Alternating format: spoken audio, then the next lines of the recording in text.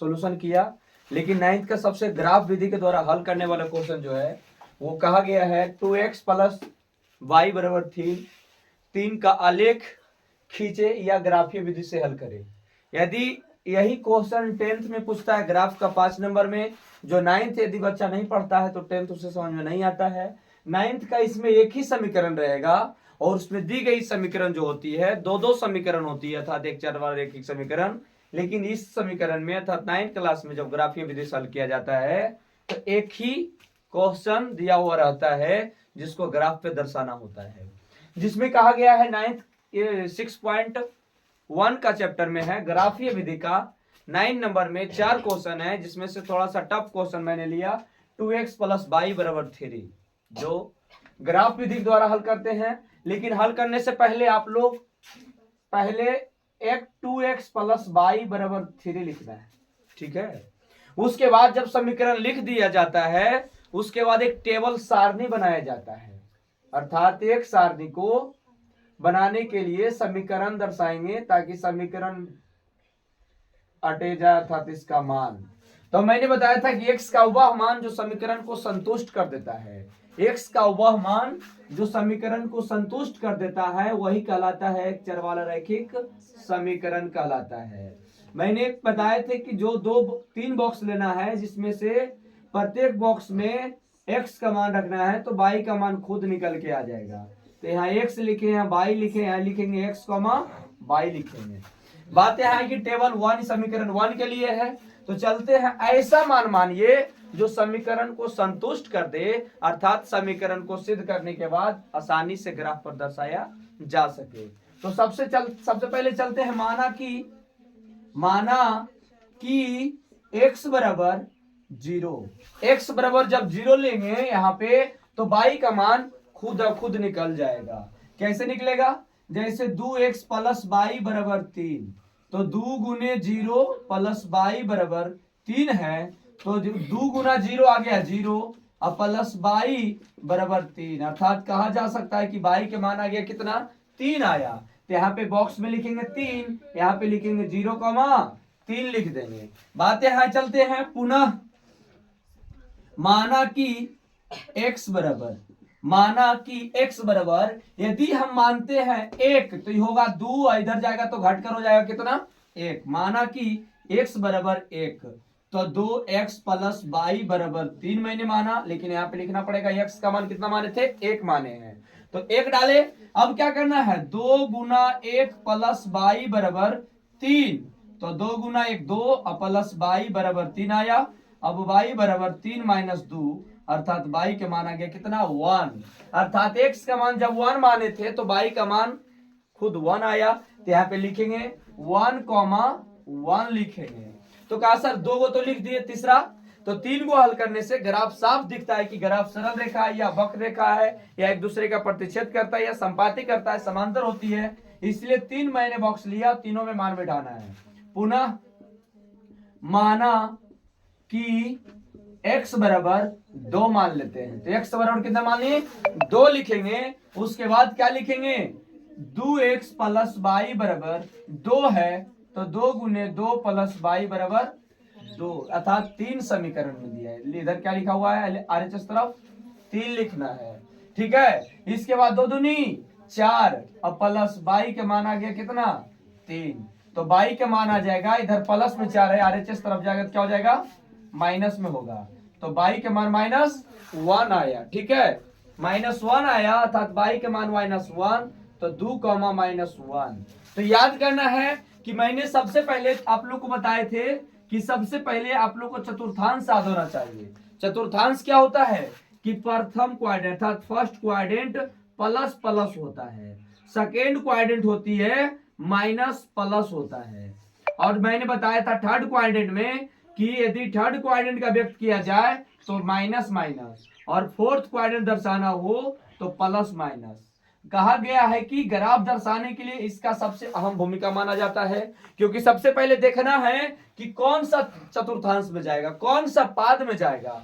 तो पहला है 0 3 अर्थात प्लस प्लस फर्स्ट क्वाड्रेंट में, 1 1 प्लस प्लस फर्स्ट क्वाड्रेंट में, लेकिन ये जो आएगा 2, -1 अर्थात प्लस माइनस फोर्थ क्वाड्रेंट में। तो सबसे पहले ग्राफ दर्शाने के लिए आप लोग एक ग्राफ पेपर अर्थात ग्राफ कॉपी निकालना होगा, लेकिन मेरे पास यहाँ उपलब्ध नहीं है, मैंने बोर्ड को ही बना देते हैं। थोड़ा सा देखिए क्या करते हैं। इसके बाद बच्चा क्या करता है, कंफ्यूजन एक्स और वाई में लिखने में कंफ्यूजन कर जाता है कि एक्स कौन है और वाई कौन है। तो एक्स डैश होता है नीचे वाला जो बड़ी लाइन होती है, और जो खड़ी लाइन होती है वो वाई अक्ष होती है, अर्थात वाई वाई डैश, इधर एक्स एक्स डैश। और जिस बिंदु पर एक दूसरे रेखा जब प्रतिच्छेद करता है, मैंने लिखा था डिफिनेशन कि मूल बिंदु कहलाता है, अर्थात 0,0। ऑब्जेक्टिव 10 से पूछता है कि मूल बिंदु का नियामक क्या होता है, तो 0,0 होता है।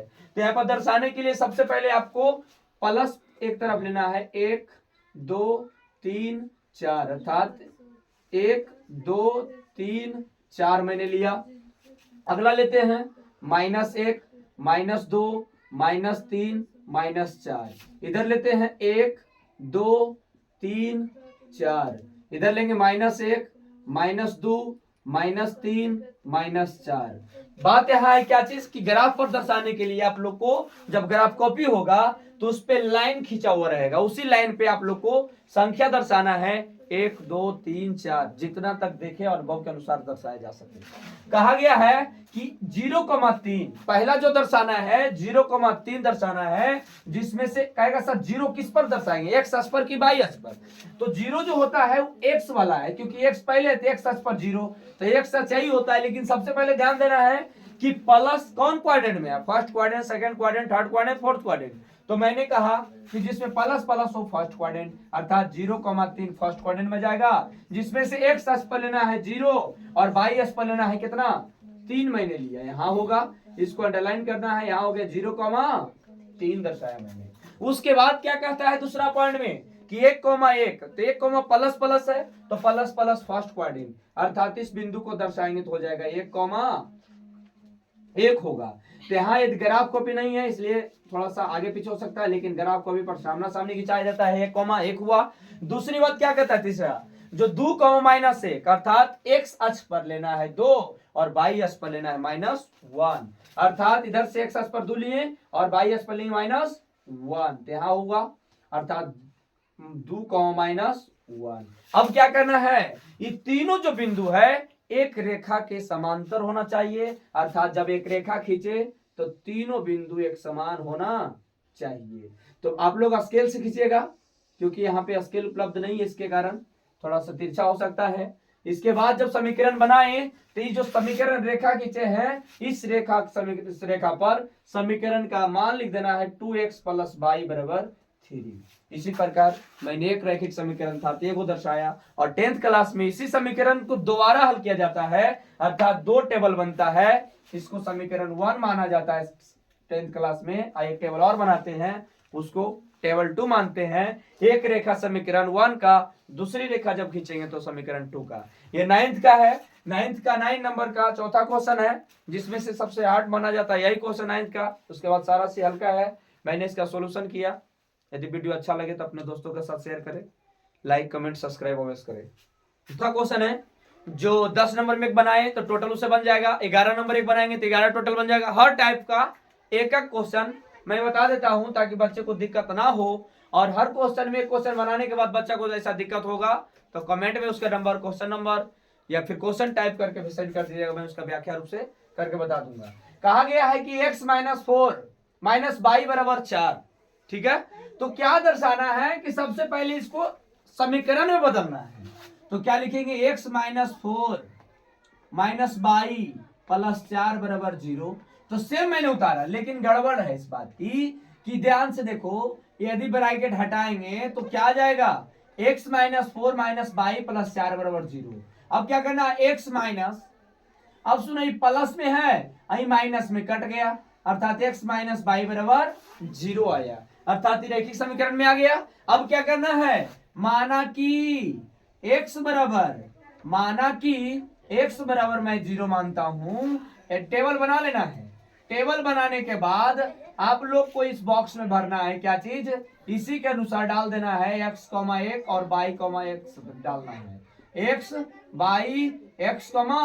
y को डालना है। तो सबसे पहले x को माने क्या चीज, 0, तो समीकरण क्या कहता है, x - y = 0, तो 0 माइनस बाई बराबर 0, अर्थात बाई का मान भी कितना आ गया 0, अर्थात मूल बिंदु का कमा हो गया 0,0। मूल बिंदु का नियामक पर आया, अर्थात प्रतिच्छेद जिस बिंदु पर करता है उसे क्या कहते हैं, मूल बिंदु कहा जाता है, जिसका नियामक 0,0 होता है। पुनः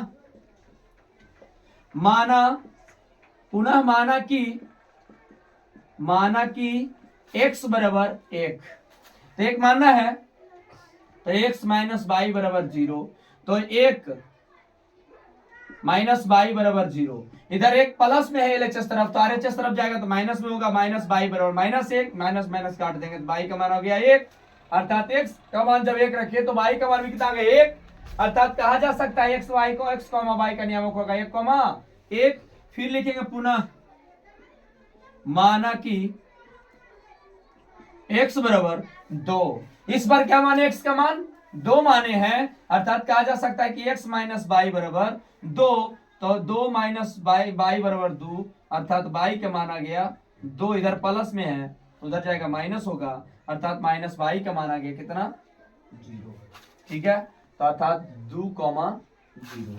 इसको ग्राफ पे हल करना है, तो ग्राफ पे हल करने के लिए छोटा सा एक बात लेना है, छोटा सा ग्राफ कॉपी पे क्या करके दर्शाना है, x dash x by dash, समझे क्या करना है, यहाँ पे 0 होगा, यहाँ पर 1 होगा, यहाँ पर 2 होगा, यहाँ पर 3 होगा, यहाँ पर 1 होगा, यहाँ पे 2 होगा, यहाँ पे 3 होगा, -1 -2 -3, अभी क्या डालेंगे -1 -2 -3, कैसे नहीं माइनस प्लस क्यों हो जाता है, तो बचपन क्लास में 6 8 क्लास में पढ़ाया जाता है बच्चों को कि यदि x की तरफ एक लाइन ठीक है प्लस में होगा तो दूसरी लाइन माइनस में होगा, यदि बाई x एक तरफ प्लस होगा तो दूसरी तरफ माइनस होगा, x तरफ यदि धनात्मक तो दूसरी तरफ ऋणात्मक, बाई x एक तरफ धनात्मक तो दूसरी तरफ ऋणात्मक होगा। तो इसको दर्शाने के लिए सबसे पहले 0,0 को लेना है, तो यही हो गया 0,0, तो प्लस प्लस में है तो 0,0 दर्शा दिए।